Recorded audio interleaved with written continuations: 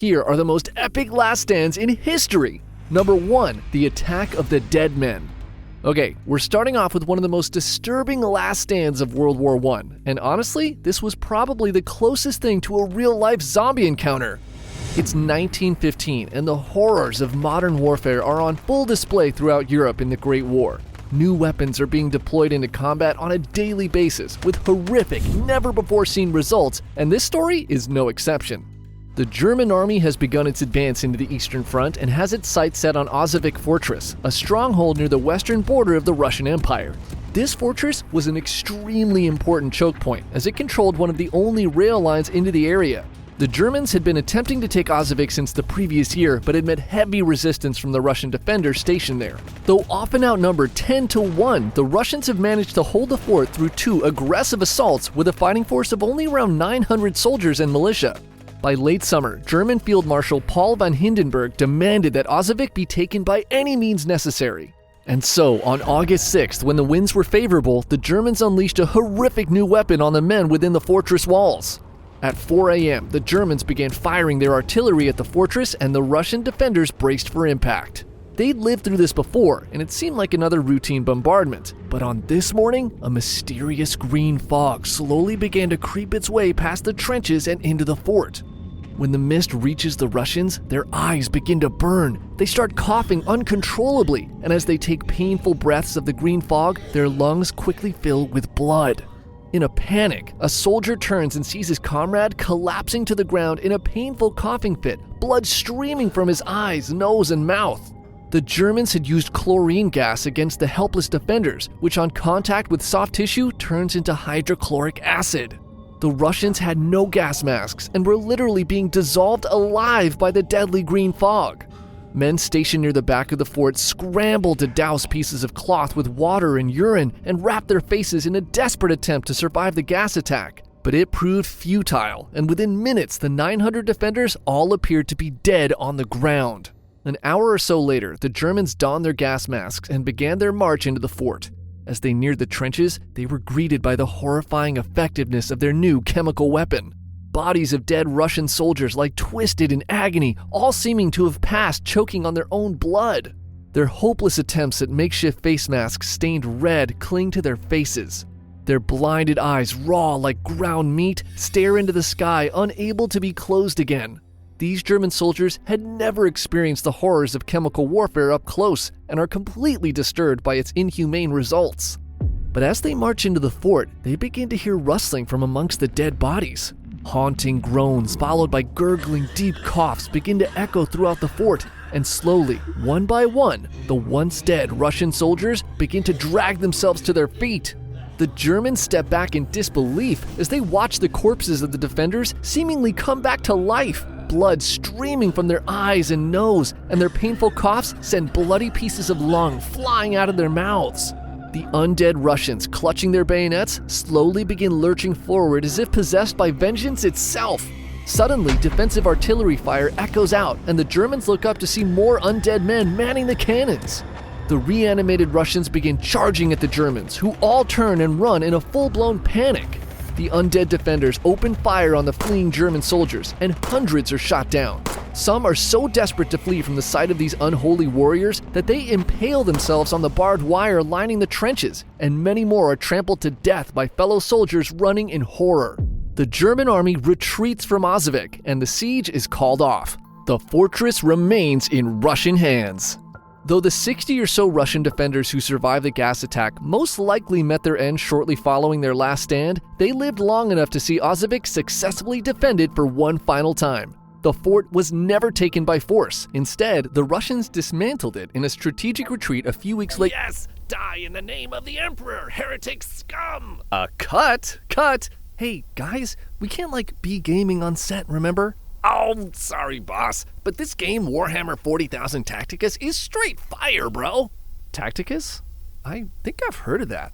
Yeah, Tacticus is a turn-based strategy game based in the Warhammer 40,000 universe, but you don't need to know much about the lore to play it, though. It's really fun. Okay, that's great, but let's put that away for now.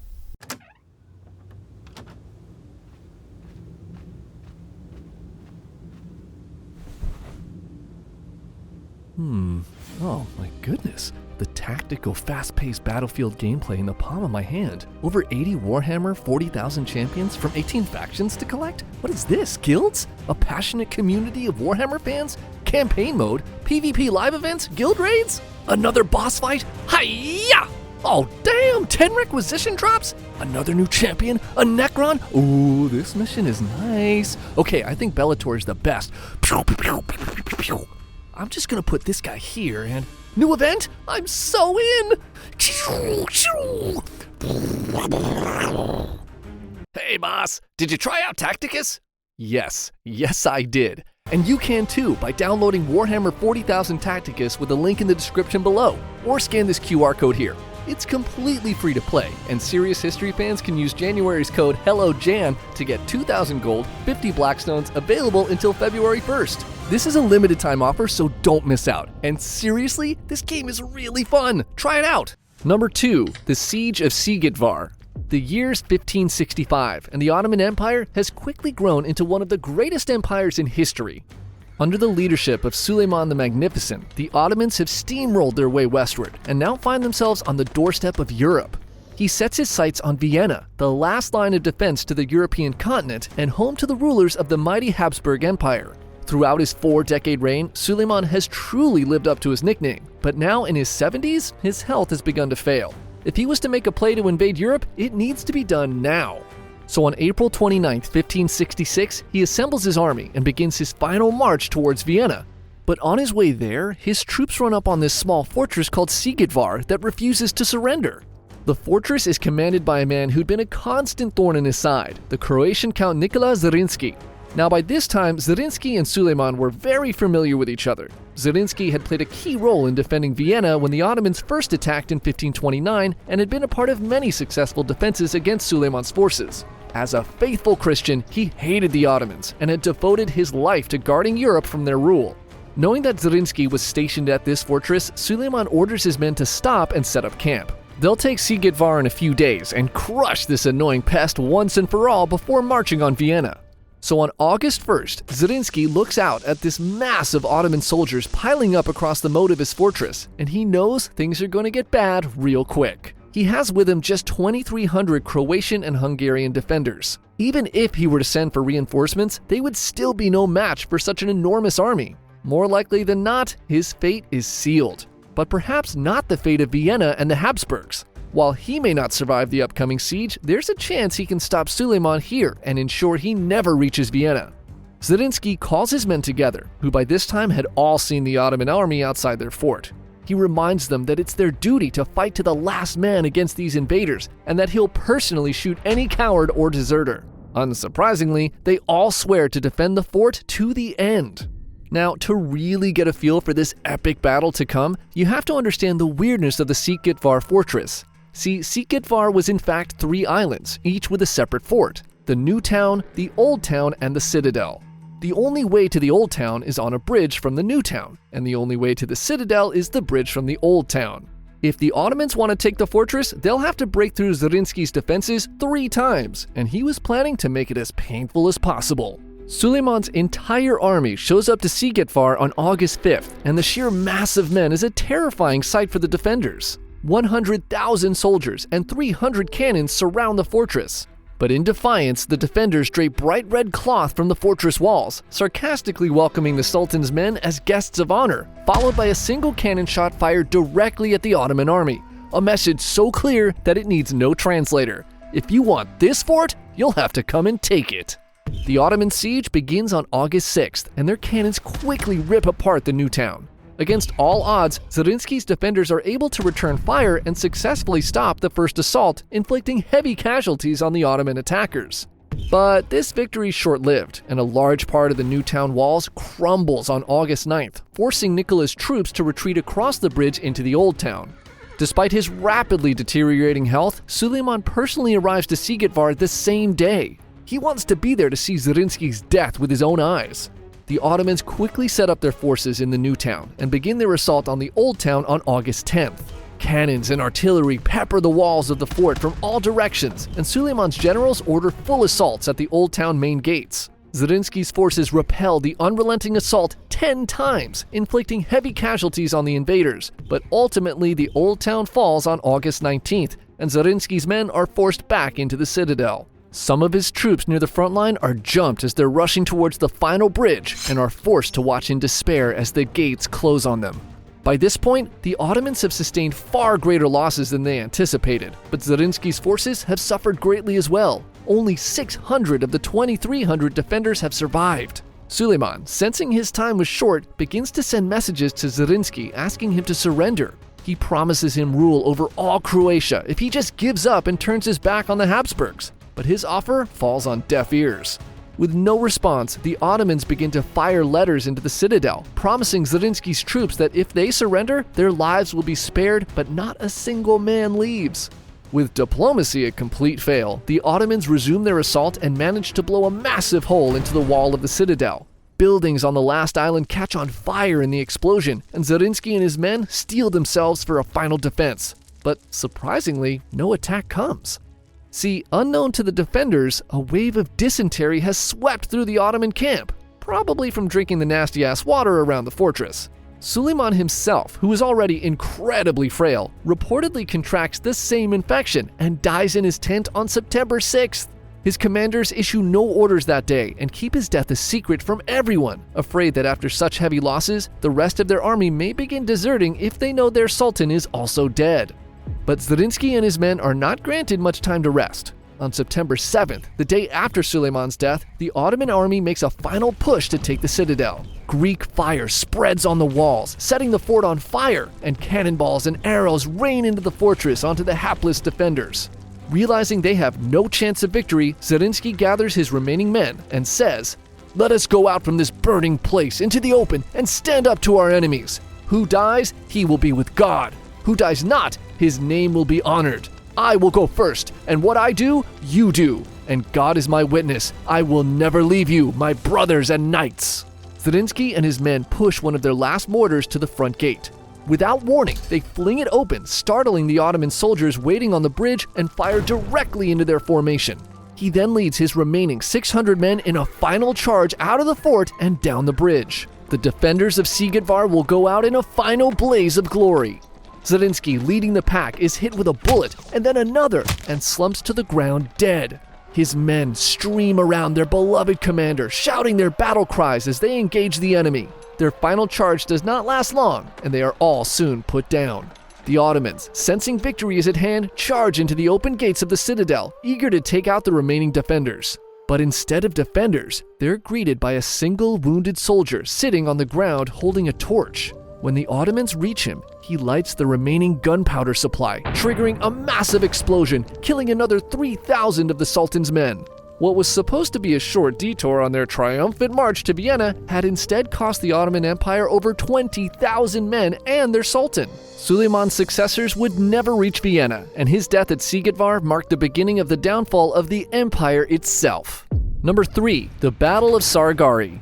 It's the closing years of the 19th century, and in an area of the Indian northwest frontier, the British Indian Army have found themselves under increasing attacks from local Afghan tribes. Though once allies to the crown, these tribes have begun to sour on the increasing British presence in the area, and now see the encroachment as a violation of their sovereignty. To defend their newly acquired territory, the British Indian Army had repurposed forts built by the conquered Sikh Empire near the Khyber Pass, and stationed members of the 36th Sikhs, an infantry regiment made up of Sikh soldiers from the Punjab region, to man these forts. In the fall of 1897, two forts in particular, Fort Gulliston and Fort Lockhart, find themselves under heavy assault from these tribes. Despite being outnumbered, the British Indian forces had been able to beat back the tribes each time, leaving them frustrated and looking for an easier target. And this is when they set their sights on a small outpost in the tiny village of Saragarhi. See, the two forts were miles apart and communicated through a Morse code via a signaling station in a small fort in Saragarhi. Messages from Gulliston were sent to Saragarhi, which was then sent to Fort Lockhart and vice versa. The Afghan tribesmen realized that if they knocked out the signaling station, the two forts would no longer be able to coordinate their defensive reinforcements properly. Now, Saragarhi was barely a village, and the signaling station rarely saw any action, so just 21 men were stationed there. Despite being on the front line, this outpost was boring AF. But all this changed on the morning of September 12, 1897, when the soldier manning the signaling tower spots a horde of Afghan tribesmen suddenly appear on the horizon. He quickly sends a message to Fort Lockhart that Saragarhi is under attack and requests reinforcements, but the reply is swift and it sinks the hearts of all men stationed there. All available forces are too far away, and the other forts can't be left unmanned. No reinforcements will be coming. Fort Lockhart then signals Saragarhi they count an estimated 10,000 tribesmen bearing down on their location.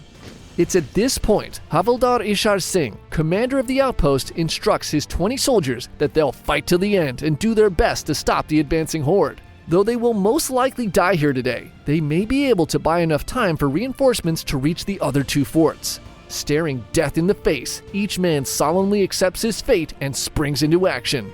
They quickly reinforce the gates to the fort, taking their positions on top of the wall, and wait anxiously as the giant wave of tribesmen gets closer and closer. The soldier stationed at the signaling tower remains at his post, observing the action, and will send updates to Fort Lockhart through the entire engagement. At 9 a.m., the tribesmen rush the fort, and the fighting begins. The Sikh are deadly marksmen, and the advancing tribesmen quickly begin to fall. But no matter how many bullets find their mark, the mass of attackers doesn't seem to change. From the sea of bodies, the tribesmen fire back at the soldiers on the wall and manage to kill one of the defenders. Against all odds, the Sikhs push back the first wave, and the tribesmen retreat and regroup. There's little time to celebrate as another wave of Afghans soon begins storming the fort. The Sikhs take out more attackers, but the tribesmen are closer and manage to take out more defenders with small arms fire from the ground. Every defender lost is a huge blow to a fighting force of just 21 men, but they sell their lives at the highest price, each taking out dozens of tribesmen before meeting their end. Eventually, the Afghans, quickly growing tired of being murked so effectively, begin shouting out to the Sikhs, "We offer you wealth and safety, just give up the outpost!" But their bribes are quickly answered with bullets. The tribesmen, frustrated with their failed attempts at both siege and diplomacy, begin to set the brush around the fort on fire, creating a dense veil of black smoke. The defenders struggle to see their enemy in the darkness, when the signalman sees a frantic message being signaled from Fort Lockhart. The tribesmen have used the cover of the smoke to sneak around the fort to the undefended signaling tower and are making their way in. The wall near the signaling tower is soon breached, and screaming tribesmen begin to flood into the fort. Ishar sends some of the remaining men to defend against the breach, but this leaves the front gates vulnerable, and soon tribesmen have broken through and begin flooding in from the front. Running low on ammunition, the Sikhs resort to bayonets and swords. The men in Fort Lockhart helplessly watch through spyglasses as brutal hand-to-hand combat erupts within the fortress walls. The Sikh soldiers fight on bravely against impossible odds, but one by one begin to fall. Ishar commands his remaining men to retreat into the inner walls. As they run past him, he defiantly stands in the way of their attackers. His final moments are spent heroically engaging the horde of tribesmen, buying his men just enough time to retreat and lock the gates behind them. With Ishar slain, the Afghan mob storms to the inner walls. The defenders spend the little ammo they have left, but it's no use. Within minutes, the final gates protecting the survivors are broken and the remaining Sikhs are all brutally killed. The only man left in Saragarhi is the lone soldier in the signaling tower, who at this point sends his final message to Fort Lockhart. "Permission to take up my rifle." The commander of Fort Lockhart solemnly closes his eyes and replies, "Granted." He watches the signalman neatly pack up his equipment into a leather pouch and affix his bayonet to his rifle. The lone survivor then proceeds to take out 40 more tribesmen who try to attack his position. The men in Lockhart cheer him on with every kill, but the last ounce of hope is soon lost when a thick black smoke engulfs the tower. The tribesmen had set fire to the tower itself, and the last defender in Saragarhi is burned alive, shouting the Sikh battle cry for all to hear. "One will be blessed eternally, who says that God is the ultimate truth." The last stand at Saragarhi lasted 6 hours, and against all odds, the 21 brave Sikh soldiers managed to buy enough time for reinforcements to arrive at the 2 forts the following day, and when the tribesmen attempted to attack the forts, they were easily beaten back. The British forces reclaimed the remains of the Saragarhi signaling outpost and found the mutilated bodies of the 21 men surrounded by over 600 dead tribesmen. Havildar Ishar and his men stationed at Saragarhi were posthumously awarded the Indian Order of Merit, the highest award an Indian soldier could receive at the time and was equivalent to the Victoria Cross. Thanks again to Warhammer 40,000 Tacticus for sponsoring this video. Don't forget to download it and try it out today.